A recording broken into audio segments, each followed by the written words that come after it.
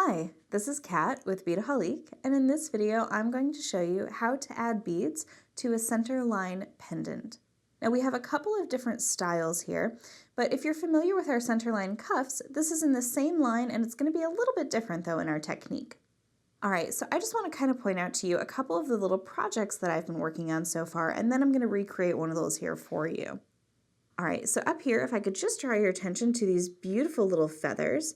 These are really gorgeous, and you can see that I just did one single color in a nice little line that goes right up the center. Now, these work best with the Miyuki Delica 11/0 size seed beads. And what I want to point out to you here is, hopefully you'll be able to see this here, is that I used the gold thread, and this is a NYMO size D, as in Delta. So this is a gold thread, and I used the gold because I wanted to match the color of the metal. Now you could use gray with the silver, as I've done here in this example. And this just sort of hides that little thread. So you can see that there are those little tiny holes on the side, and then there's two holes at the top.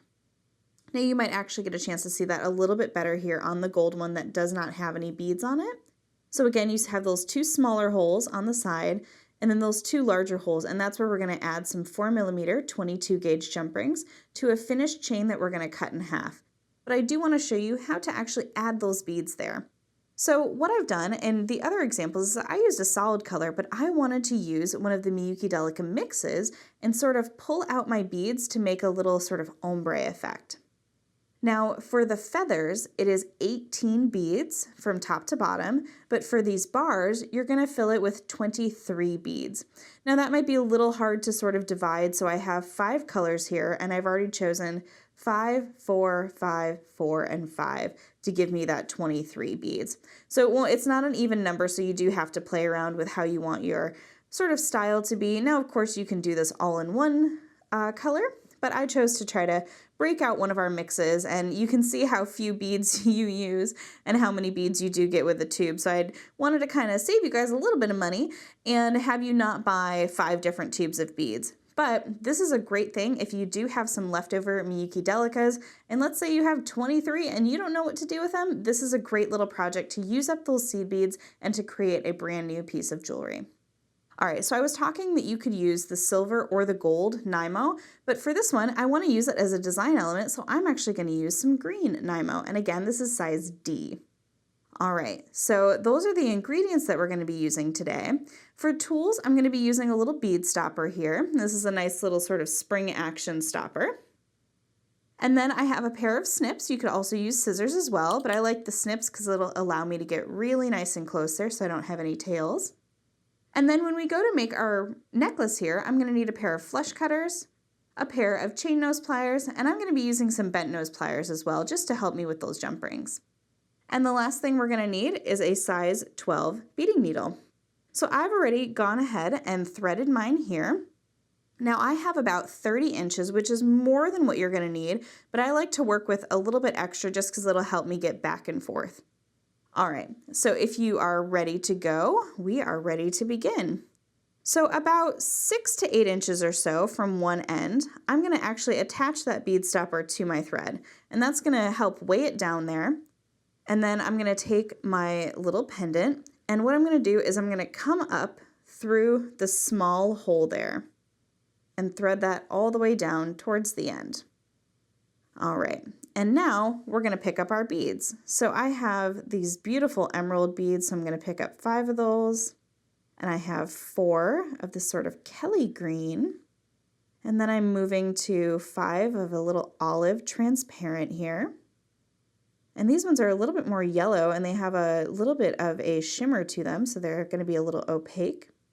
And then I have 5 of these transparent little sort of spring green. So that is what my beadwork is going to look like. So I'm going to go ahead and just slide that all the way down here. And what's going to happen is it's going to start to just sort of lay in the center there, just like so. Now I just want to double check and make sure that I have the right number of beads. Yep, 23. And you can see how snugly they look there.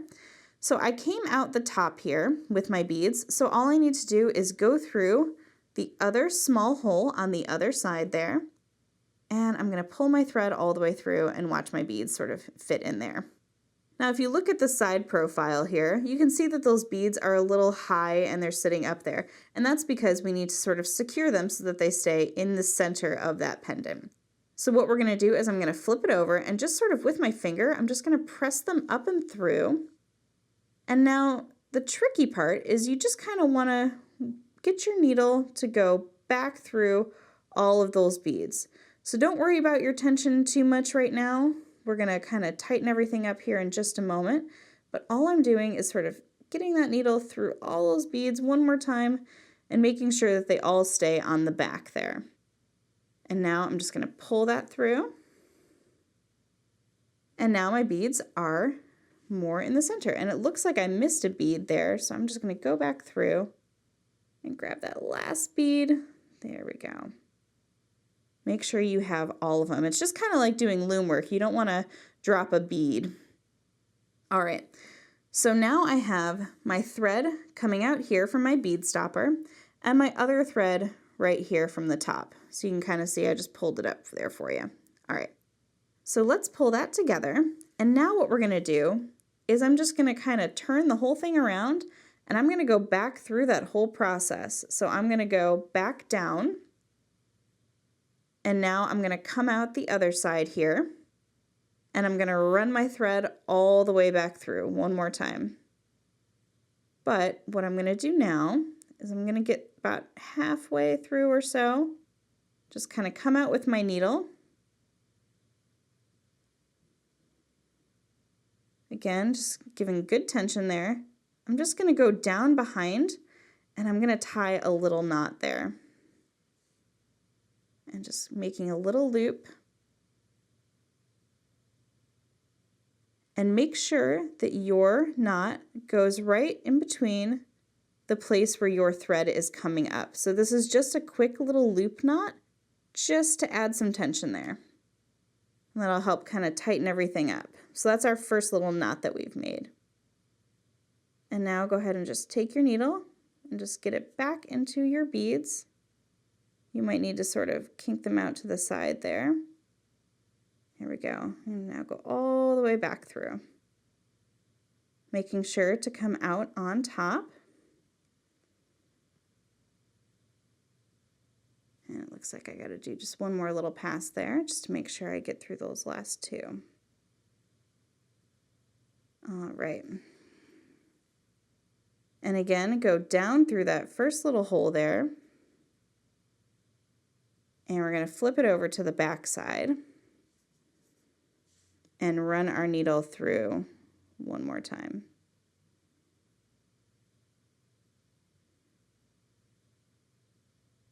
And you just got to work through all the little beads here.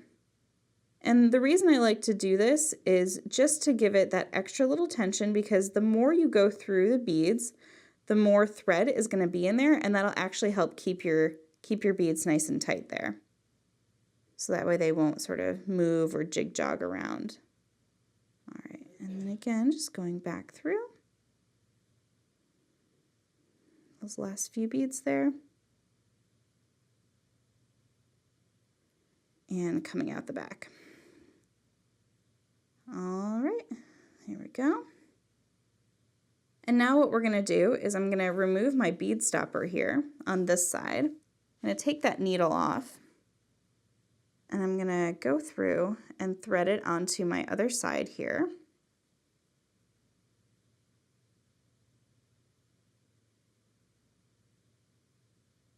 And what I'm gonna do is just go back. Actually, it'll be easier to come down this way. Just go back through a couple of beads there. Getting about halfway.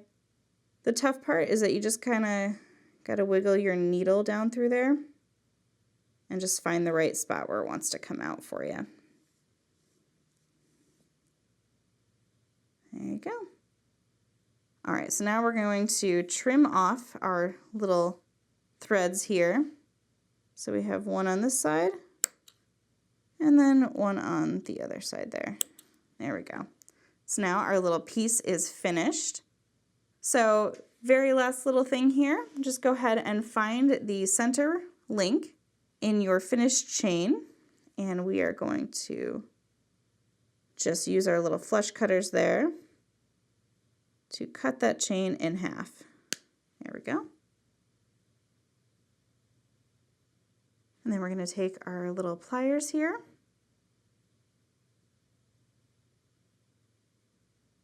Open up one of those jump rings, giving it a little gentle twist. Go ahead and loop it onto that chain first. It'll probably make it easier for you. There we go. Looping it onto our little pendant. Closing that up. Making sure we have a nice, good closure.